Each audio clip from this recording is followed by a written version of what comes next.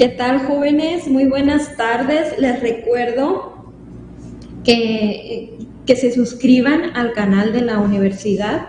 Me da gusto poderles impartir esta materia por medio de esta plataforma, ¿no?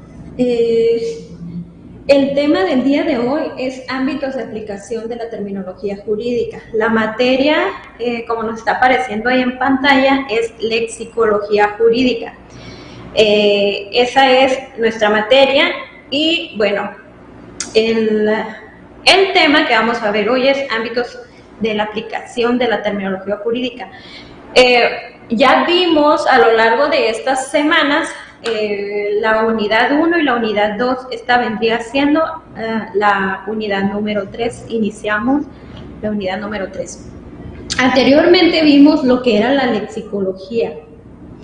La lexicología, pues es la ciencia que estudia el lenguaje, ¿no? Y ya aunado a lo que es la lexicología jurídica, es el lenguaje técnico y científico que se utiliza pues en el ámbito jurídico, vaya, ¿no? Y que debemos conocer siendo pues personas que vamos a elaborar en ese ámbito.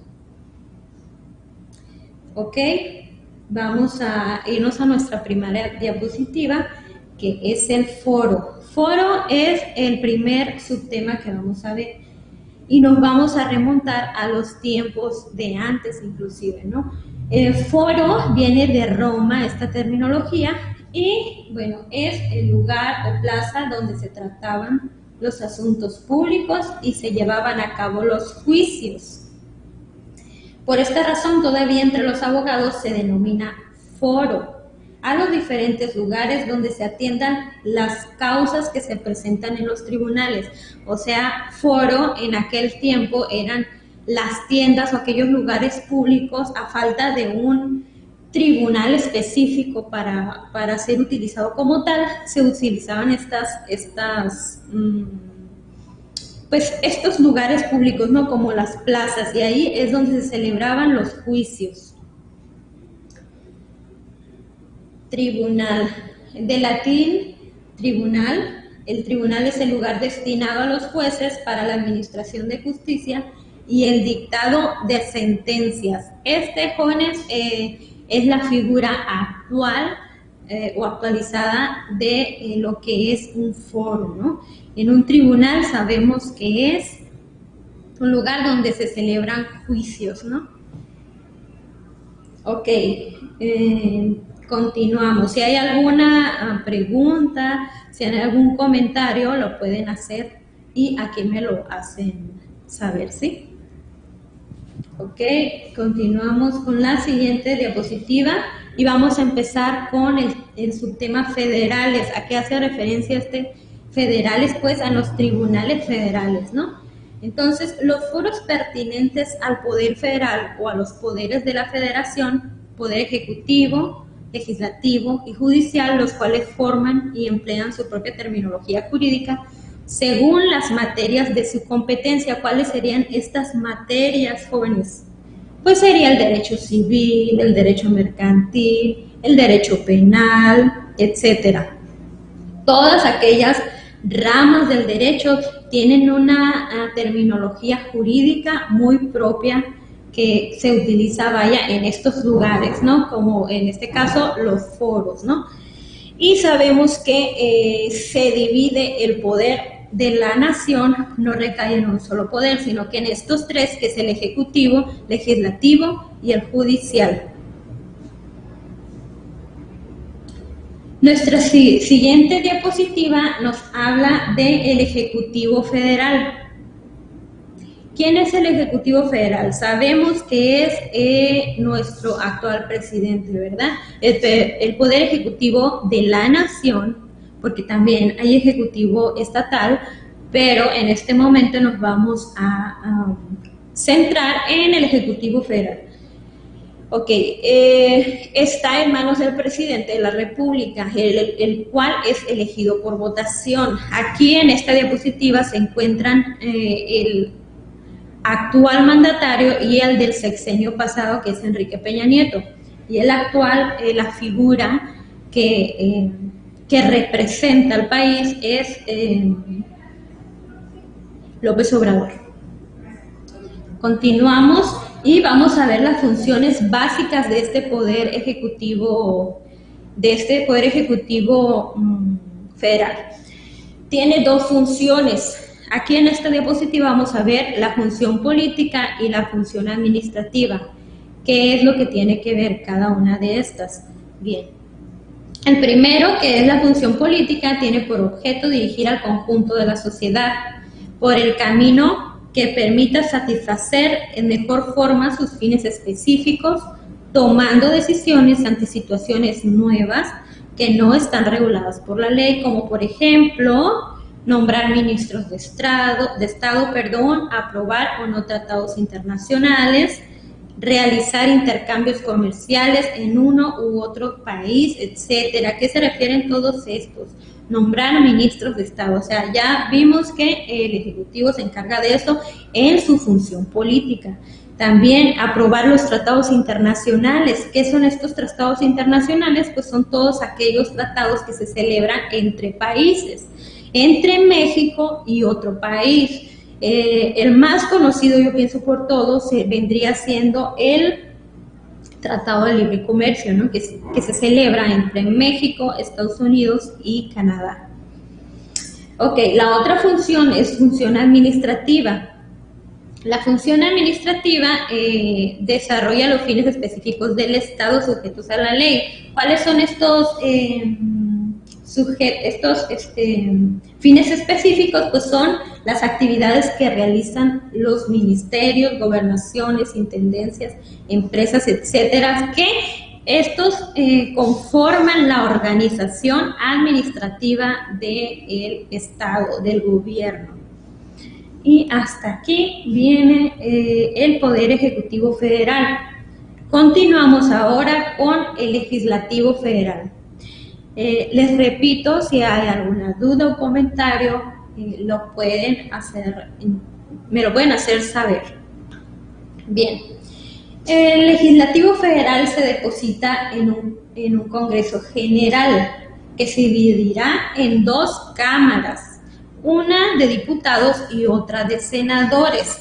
A esto le llamamos que es bicameral, ¿verdad? ¿Por qué? Porque sabemos que el Poder Legislativo, ¿cuál es su función básica? Pues lo vamos a ver a continuación, pero en sí es la de crear leyes, ¿verdad? Y ok, continuamos con nuestra siguiente diapositiva y vamos a ver la Cámara de Diputados, que es una de las dos cámaras, por lo que se llama bicameral, ¿no? Entonces, esta Cámara de Diputados también es llamada la Cámara Baja. Está compuesta por 500 diputados. De estos 500 diputados, 300 son por mayoría relativa, o sea que son por los que votamos. Y 200 más electos por el sistema de representación proporcional, que es plurinominal. Un dato curioso que ya les he mencionado probablemente es que nuestra Cámara de Diputados es la más grande de todas, ¿no? De todos los países. Ok, la función principal de esta Cámara de Diputados es crear, reformar, derogar o abrogar leyes. Si no sabemos, que yo pienso que sí debemos de saber cuáles son estas funciones de crear, reformar, derogar o abrogar, más adelante en esta misma materia los vamos a ver. Continuamos con la Cámara de Senadores. La Cámara de Senadores es llamada también la Cámara Alta. Vimos la Cámara de Diputados es la Cámara Baja y la Cámara de Senadores es la Cámara Alta. Esta Cámara de Senadores está compuesta por 128 senadores, 64 de ellos son de manera directa, nosotros las elegimos. Y además estas 64 son por 2 senadores por cada una de las entidades federativas, de las 32, ¿no? Que son 31 estados y la Ciudad de México o el Distrito Federal. Y además de estos 64 que son elegidos de manera directa, son 32 por la primera minoría, o sea, los que quedan en segundo lugar, queda 1 por cada entidad federativa y 32 por el principio de representación proporcional. La función principal de esta Cámara es que discute y en su caso aprueba el trabajo legislativo que se ponga a su consideración. Ahorita más adelante vamos a ver los pasos para crear una norma. Ok, pasamos a la siguiente diapositiva en la cual vamos a ver el Poder Judicial Federal. Hasta aquí ya llevamos 2 poderes federales, uno fue el Poder Ejecutivo y el Poder Legislativo. Ahora nos pasamos al Poder Judicial Federal. Ok, este es el encargado, ya vimos que el Ejecutivo es encargado de administrar y de representar, y vimos que el Legislativo es el encargado de crear las normas jurídicas. Ahora, el Poder Judicial Federal es, por lo tanto, el encargado de impartir la justicia. Está integrado por la Suprema Corte de Justicia de la Nación, el Tribunal Electoral del Poder Judicial de la Federación, el Consejo de la Judicatura Federal, los juzgados de distrito, los tribunales colegiados de circuito y los tribunales unitarios de circuito. Poco a poco vamos a ir viendo cada una de estas figuras o cada uno de estos tribunales. Estos son a nivel federal y también vamos a ver a nivel local más adelante. Ok, los locales. Se refiere a los organismos dentro de las entidades federativas que conforman el país. O sea, ¿cuáles son las entidades federativas? Pues son los estados, ¿no? Los estados como Baja California, como Sinaloa, como Sonora, etcétera. En estas entidades federativas existen también 3 poderes locales. Estos 3 poderes locales son igual que los federales, pero son ahora sí que estatales. Es el Ejecutivo estatal, Legislativo estatal y Judicial estatal. Todo esto para ayudar a administrar mejor la justicia o administrar mejor el país y de una manera más personalizada, ¿no?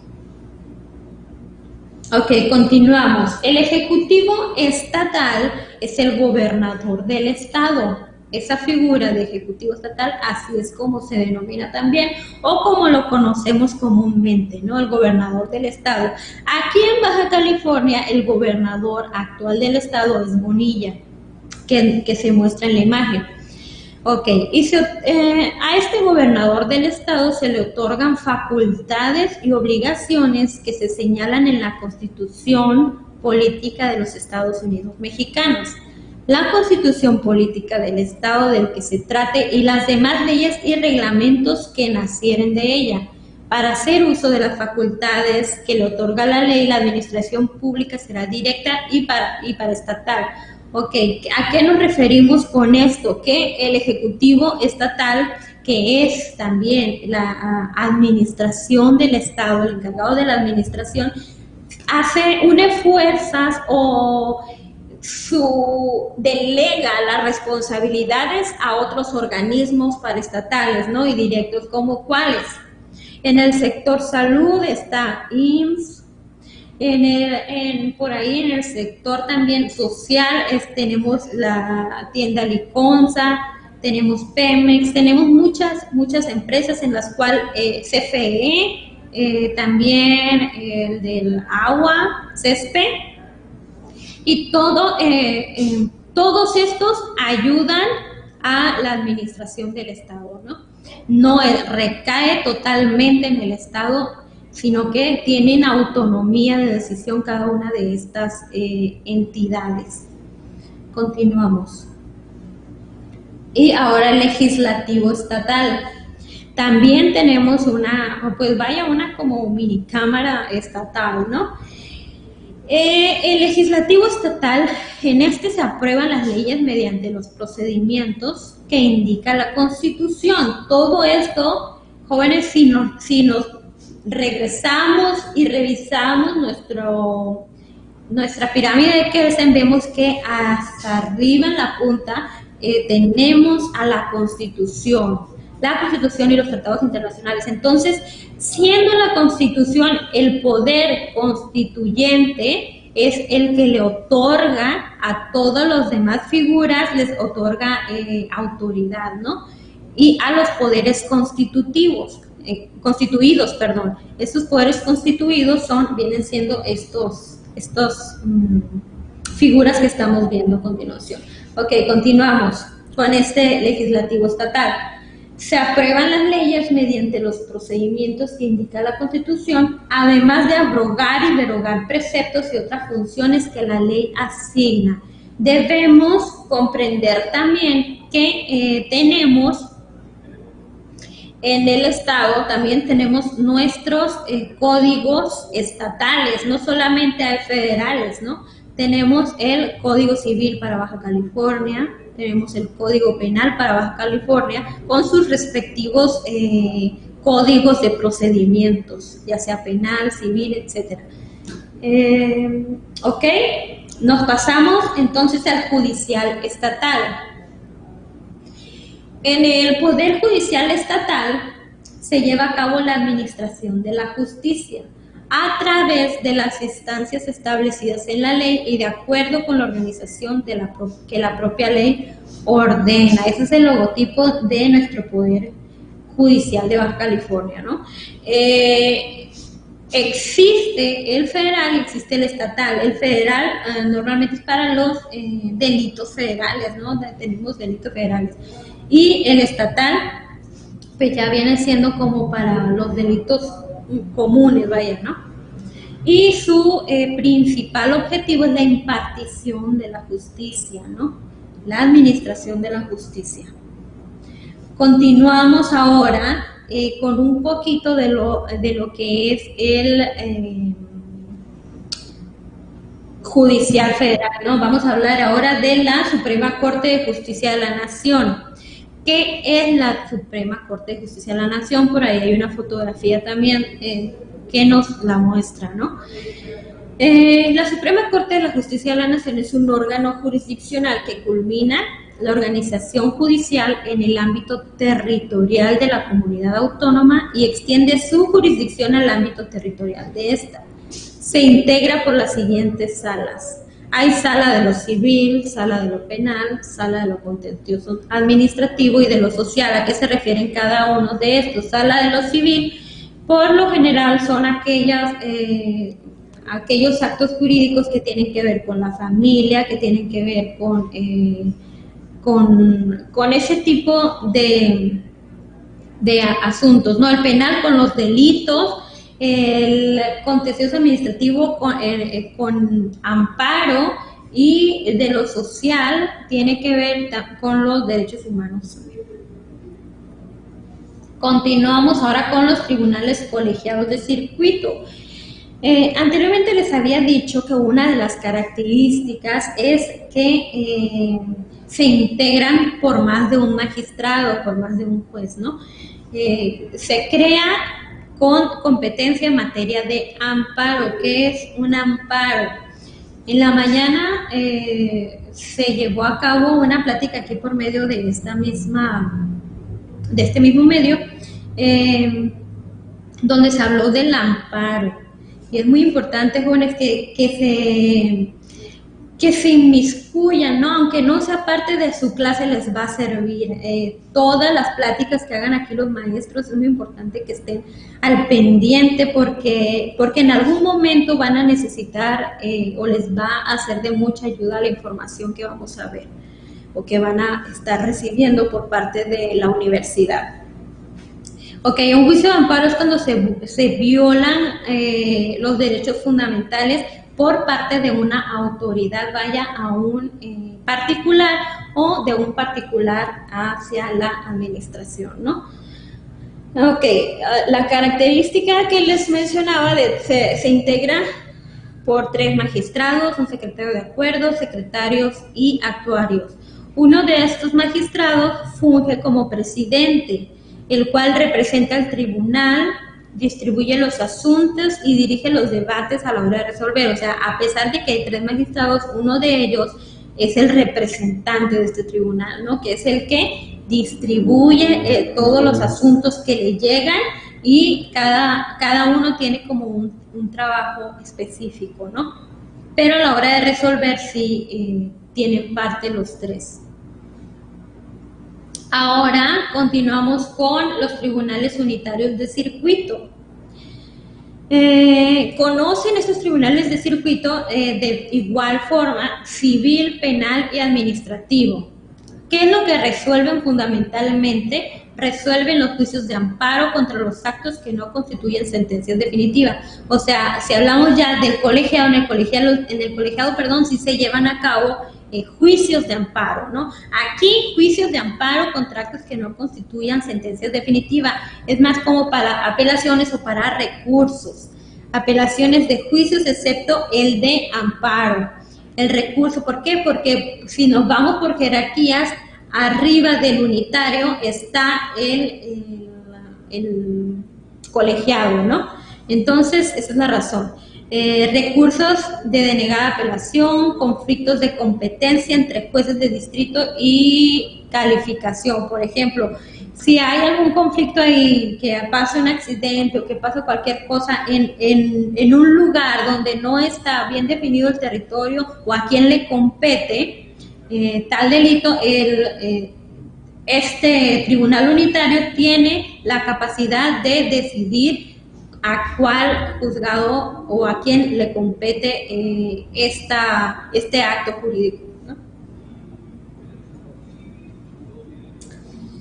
Ahora nos pasamos a la Procuraduría General de la República, que viene por ahí también nuestros temas. Y bueno, vemos que esta institución fue reemplazada, ¿no? Ya no se llama más Procuraduría General de la República. El día 20 de diciembre del año 2018 fue reemplazada por la Fiscalía General de la República, ¿no? Ya no es Procuraduría, ahora es Fiscalía, ¿no? Procuraduría General de la República nace desde la Constitución de 1917 y hasta hace 2 años prácticamente fue cambiada, a Fiscalía General de la República. Entre sus funciones está el investigar y el perseguir los delitos, el ejercer la acción penal, procurar el daño a las víctimas, promover medidas de protección a favor de las víctimas y testigos, e intervenir en las extradiciones. Todo esto estamos hablando de la materia penal, ¿no? De esto es de lo que se encarga esta fiscalía que anteriormente era llamado Procuraduría. También les comentaba en la semana, jóvenes, a los que ya les di la clase, creo que el miércoles, sobre por qué Entonces, si lleva tantos años llamándose Procuraduría General de la República, ¿por qué este cambio y empiezan esta nueva administración a hacer ese cambio, ¿no? Y por ahí vimos algunas teorías en las que, bueno, estuvimos algunos de acuerdo, ¿no? Ok, continuamos. Recordemos, voy a hacer una pausita aquí para recordar, jóvenes, que aquí en ámbitos, el tema es ámbitos de las terminologías jurídicas, ¿no? O sea, ¿dónde se aplican las terminologías jurídicas que hemos estado viendo con anterioridad?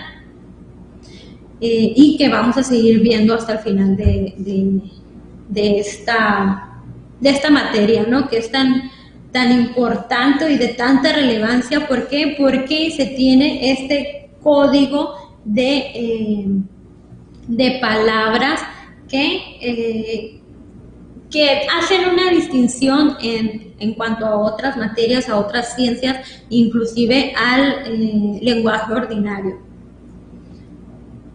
Ok, continuamos con los tribunales agrarios. Nos vamos a la diapositiva y primeramente vamos a centrarnos en las letritas negras y viene por aquí una definición sobre el derecho agrario. Les preguntaba la vez pasada que si sabían a qué nos referimos cuando hablamos de agrario. Pues este es un concepto muy apegado a la realidad. Empezamos con CNG, quiere decir que diga J. CNJ significa conjunto de normas jurídicas. Ok, entonces inicia así esta definición. Conjunto de normas jurídicas que regulan la actividad en el campo derivada de la tenencia y la explotación de la tierra, con el fin primordial de obtener el bien de la comunidad en general y en especial la comunidad rural. Les conté un poquito de historia también al respecto sobre todo esto del derecho agrario y de la creación de los ejidos, ¿no? Anteriormente, el Estado o el país le pertenecía a un 20%, el 80% del país le pertenecía al 20% de la población y el otro 80% de la población solamente tenía el 20%, o sea, se fijan la diferencia abismal que había en la repartición, ya sea de las tierras y también de la riqueza, y además que la mayoría de esas personas en las cuales estaba repartida la riqueza eran extranjeros, ¿no? Por eso es que se da lugar a una revolución, ¿no? A partir del porfiriato, que ya tenía Porfirio Díaz, ¿cuántos años? ¿Quién se acuerda? ¿Cuántos años duró el porfiriato? 30, ¿verdad? 33, de hecho. Ok, continuamos con esa misma diapositiva, por favor. Y vemos aquí, son órganos federales, o sea, estos tribunales agrarios, que es el lugar donde se dirimen las controversias en materia agraria, son órganos federales dotados de plena jurisdicción y autonomía para dictar sus fallos. Le compete la administración de la justicia agraria en todo el territorio nacional. Un tribunal agrario que tenemos aquí, bueno, y hay dos tipos, más adelante vemos aquí, los tribunales agrarios se componen de dos, ¿verdad? El Tribunal Superior Agrario y los tribunales unitarios agrarios. Aquí en Baja California, ¿dónde se encuentran estos tribunales? En Mexicali se encuentra un Tribunal Superior Agrario y en Ensenada, bueno, que yo conozca, en Ensenada hay un Tribunal Unitario Agrario. Y bueno, el Tribunal Superior Agrario, ¿qué es lo que es, no? Vamos a verlo. Aquí está en la diapositiva. Se integra por 5 magistrados numerarios, uno de los cuales presidirá el superior que está en Mexicali, ¿no? Aquí, si nos ponemos aquí al contexto de Baja California. ¿Y cuáles son algunas de las funciones? Porque son muchísimas, entonces puse solamente algunas. Es fijar el número y límite territorial de los distritos. Establecer el número y sede de los tribunales unitarios que existirán en cada uno de los distritos. Y último, que puse por aquí, elegir al presidente del Tribunal Superior. O sea, de todo esto es de lo que se encarga el superior, ¿no? Es más bien, o sea, fijan el número y límite territorial de los distritos, hasta dónde, de aquí a aquí le corresponde a este distrito, de aquí a acá a este otro distrito. Establecer el número y sede de los tribunales unitarios, o sea, yo voy a establecer dónde va a haber un tribunal unitario. Por ejemplo, puede ser uno en Ensenada, otro en Tijuana, o en Rosarito tal vez, etcétera, ¿no? Ellos son los que deciden sobre estas facultades. Y ahora los tribunales unitarios agrarios están a cargo de un magistrado numerario. También ellos, el Tribunal Superior, también es el que decide quién va a estar a cargo de un magistrado numerario, en este caso el encargado del Tribunal Unitario Agrario, ¿no? Ok, y están capacitados para conocer de las controversias por límites de terrenos entre dos o más núcleos de población ejidalo-comunal. Esto ya es más específico, ¿no? No tan general, más específico entre los pobladores, entre las personas que pertenecen a un ejido, ¿no? De la restitución de las tierras, bosques y aguas a los núcleos de población. Restitución de tierras, bosques y aguas a los núcleos de población, ¿no?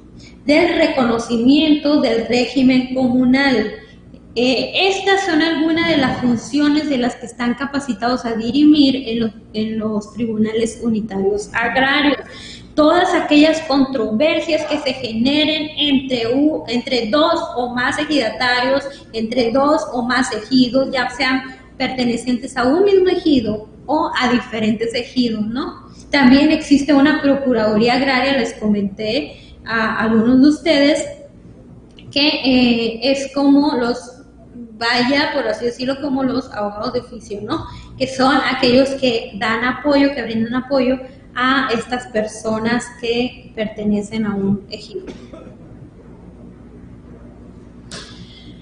Ok, las fuentes formales del derecho. Ya dejamos de lado lo que es la materia agraria o el tribunal agrario, donde vamos a ver ahí en materia agraria, vamos a ver algunas de las terminologías, como son parcela, como son ejido, como son todas aquellas.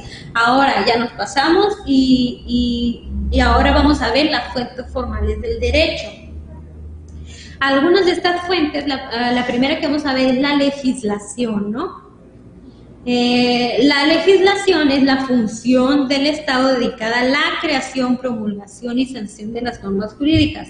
Su finalidad será siempre llevar la actividad social hacia el bien común, o sea, es el creador de las leyes. Vaya nuestras cámaras que ya vimos con anterioridad de diputados y de senadores, ¿no? ¿Cómo es que se crea esa norma jurídica? O sea, ¿cómo es que, las fuentes formales vienen a ser todas aquellas fuentes, todas aquellas raíces de donde se genera el derecho, ¿no? Entonces, una de ellas, de las formales, viene a ser la legislación. ¿Cuál es ese proceso de creación de leyes? Cuando les impartí la materia, jóvenes, a los de sábado les impartí la materia de teoría del derecho constitucional, vimos esto específicamente, ¿no? Y bueno, son 6 pasos. 6 pasos, y dijimos que si lo mencionamos como IDASPI en forma vertical, y aquí la tengo en forma vertical también la diapositiva, vamos a recordar con mucha más facilidad todos los pasos a seguir para la creación formal de una norma jurídica. Y bueno, empezamos con la I de iniciativa. La iniciativa vimos que la puede presentar ¿quién? El Congreso, ya sean sus 2 cámaras, el presidente de la República, Y también, por supuesto, que los ciudadanos podemos emitir una iniciativa de ley, ¿no? La segunda, la de discusión. Se va a discutir en la Cámara de Diputados y en la Cámara de Senadores, en nuestro Congreso de la Unión, sobre todos los arreglos que se tengan que hacer para la creación de esa norma, ¿no? De ahí pasamos a la aprobación. Esta aprobación puede ser total o puede ser parcial, ¿no? Ya sea totalmente aprobamos la norma así como ya quedó, o parcial, que solamente vamos a aprobar esta parte de la norma, ¿no? Y también es presentado otro supuesto sobre total o parcial, que se aprueba con una totalidad de personajes, de legisladores, de tanto de la Cámara de Diputados como la Cámara de Senadores, ¿no? Ya sea total, todos estamos de acuerdo de que se cree esta norma jurídica, todos lo vamos a aprobar, o solamente unas 2/3 partes, o etcétera, ¿no? Cualquiera que sea ese porcentaje para aprobar esa norma. De ahí pasamos, ya pasamos iniciativa, discusión y aprobación. De ahí nos vamos a la sanción. ¿A quién le corresponde la sanción, jóvenes? Yo sé que saben. Al presidente de la República le compete la aprobación. La sanción. Ya la aprobaron la Cámara de Diputados y la Cámara de Senadores, el Congreso en general ya lo aprobaron y se la pasan ¿a quién? Al presidente de la República, que es nuestro poder ejecutivo. Se pasa al presidente y el presidente va a tomar la decisión de decir si pasa o no la veto, la sanciono o la veto. ¿Qué es vetarla?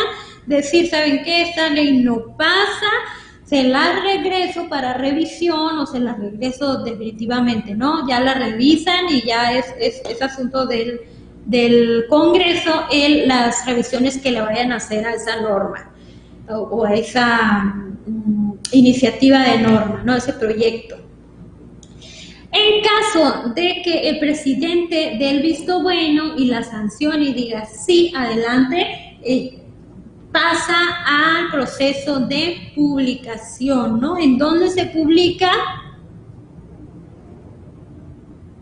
Se publica en el Diario Oficial de la Federación y, por supuesto, en todos aquellos lugares públicos donde las personas puedan tener acceso a conocerlo, ¿no? A conocer esa norma jurídica, como en los noticieros nacionales, como en los periódicos más vendidos, por así decirlo, o más leídos, que tengan más lectores, y, por supuesto, en el Diario Oficial de la Federación, ¿no? Se publica y no automáticamente adquiere vigencia, ¿verdad? Necesitamos un periodo de tiempo para que las personas conozcan esta norma jurídica, esta nueva norma, para que a partir de ahí, entonces sí tome vigencia y ya ahora sí sea parte del derecho positivo como una norma ya establecida que es obligatoria para todos, ¿no? Que después de esta publicación se inicia la vigencia. ¿Cómo es esta iniciación de la vigencia?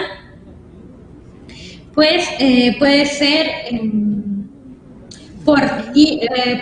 dependiendo del lugar.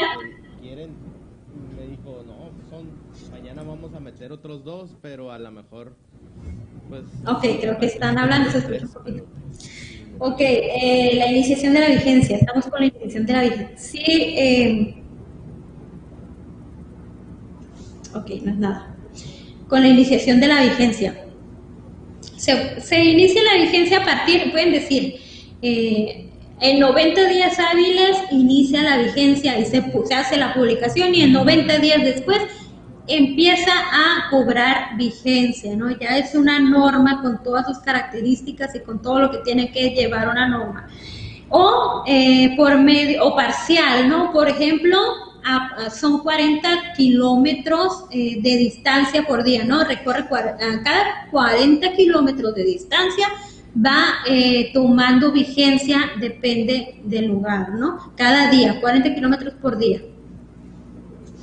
Ok, otra de estas fuentes formales del derecho que algunos no la consideran como formal, pero aquí lo estamos viendo como que sí, efectivamente es una fuente formal, es la costumbre. Si nos vamos a la diapositiva, por favor. La costumbre es un uso implantado de una sociedad y considerado por esta como jurídicamente obligatorio. Es el derecho nacido constitucionalmente. Ok, me confundí ahí un poquito, una disculpa, ya saben, estamos en vivo. La costumbre sí, efectivamente sí es una fuente formal. A la que yo me refería era a otra que es la doctrina. Pero bueno, estamos en la costumbre ahorita. La costumbre sí, efectivamente es una fuente bien sabida formal del derecho, ¿no? ¿Y qué es la costumbre, jóvenes? Es aquel uso implantado en una sociedad, o sea, algo que hace la sociedad constantemente, de ahí se llama constitucionariamente o derecho constitucionario, ¿no? Porque es algo que se va prolongando, o sea, algo que se lleva a cabo normalmente en una sociedad, ¿no? Y bueno, lo consideran jurídicamente obligatorio en ese lugar. ¿Cuáles son algunos de los, ¿cómo se puede decir? De las características, ¿no? de esta fuente? Una es, para que se cumpla con esta fuente de lo que es la costumbre, una es reglas sociales derivadas de un uso más o menos largo, o sea, que ya tiene un bastante tiempo, no es como que decidamos el día de hoy. Yo digo que usar el teléfono en los restaurantes está penado, está penadísimo, ¿no? Te vamos a quitar el teléfono, no sé, no, por así, es un ejemplo. No es algo como que de hoy a mañana ya, ¿no? Es algo que tiene que llevar su tiempo, ¿no? Ya tiene bastante tiempo que estamos llevándolo de esta manera, así es como se ha manejado y así es como se sigue manejando, ¿no? Ahora, el otro punto por ahí es los individuos que la practican le otorgan obligatoriedad, ¿no? Es algo obligatorio. También les di por ahí algún ejemplo de los días de descanso obligatorio por parte de las empresas, ¿no? Tanto que de empresas de gobierno como de empresas particulares. Ok, continuamos. Otra de estas fuentes es la jurisprudencia. ¿Qué es la jurisprudencia? Ya todos conocemos que es un conjunto de 5 resoluciones emanadas de los tribunales superiores federales que se dan en un mismo sentido y sin ninguno en contra. ¿Cuál es la función de estos tribunales superiores? Es la interpretación de la ley, ¿no? Cuando se dan estas 5 resoluciones sin ninguna en contraria, entonces cuando se convierte en una fuente formal en jurisprudencia, ¿no? Y la siguiente que tenemos por aquí es la doctrina. Esta sí, con esta es la que sí les digo que por ahí algunos autores o algunas personas estudiosos del derecho no los consideran tal como una fuente formal, ¿no? Bueno, la doctrina constituida por estudios científicos de los juristas, ¿no? Son aquellos estudios de los juristas, ya sea con el fin de sistematizar sus preceptos o para interpretar las normas jurídicas y su aplicación. La doctrina puede, sin embargo, transformarse en fuente formal del derecho en virtud de una disposición legislativa que le otorgue tal carácter, cuando la ley o los legisladores le otorgan ese carácter de ley, ¿no?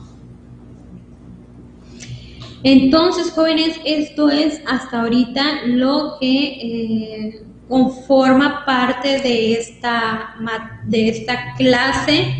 Ya estamos a la semana número 3. ¿Hay alguna duda o algún comentario con toda con toda confianza, por favor, hágamela saber y ahorita hacemos más larga la clase. Si alguien tiene alguna duda, pues la contestamos, ¿no?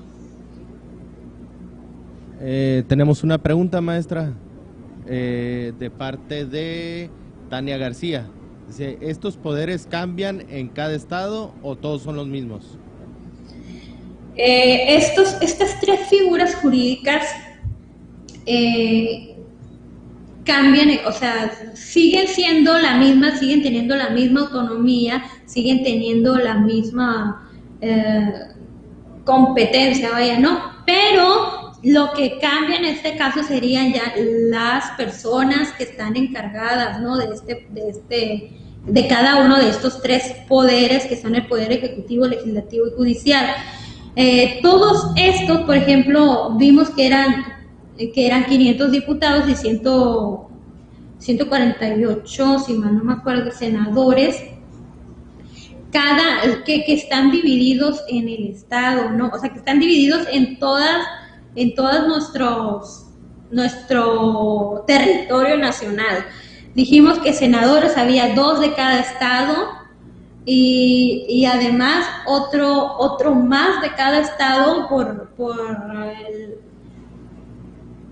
por elección de la primera minoría y otro más de cada estado. O sea, son 4 senadores de cada estado que conforman el Congreso de la Unión y a la vez también tienen sus funciones estatales, ¿no? Dentro, vaya, de su entidad federativa.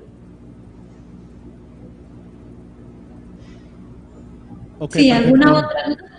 Sí, no, sería lo único, maestra. Gracias.